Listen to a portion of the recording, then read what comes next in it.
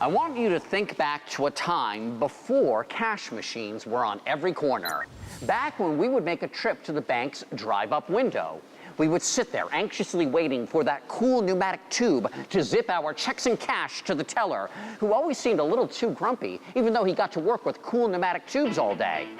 Well, those tubes have grown up, and instead of just zipping money around at Hyperspeed, they're about to zip us around. Here's Allie Ward to explain. Our modes of transportation have become so familiar, we seldom give them much thought.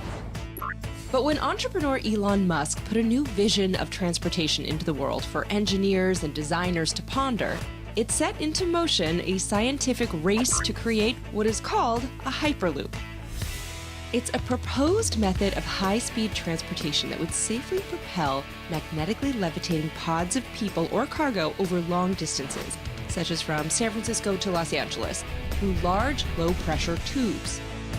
4, 3, 2, 1. The transportation of tomorrow may look a little like this. This is a very early desert test conducted by a company called Hyperloop One. The technology shown here is nowhere near complete, but it is a critical step in the design and engineering process. Hyperloop One is one of the leading companies working on making the Musk vision a reality.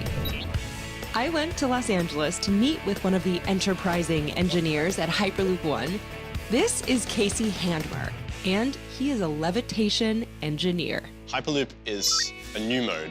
The next mode, the fifth mode, the nth mode. So what are the basic components of a Hyperloop? What will they be?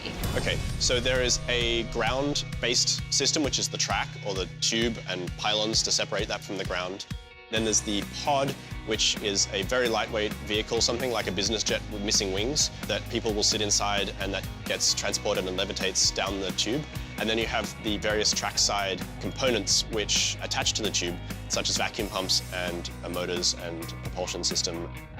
At Hyperloop One, they envision a day when this mode of transportation will offer airplane speeds without airline prices or turbulence. What kind of passenger experience would we have on these? We want it to be more comfortable in an airplane, larger, more comfortable seats, and very quick, and in a sense, almost as boring as an elevator. The miracle, the excitement will be getting in and being at your destination in just a few minutes that previously would have taken hours, even by a private jet.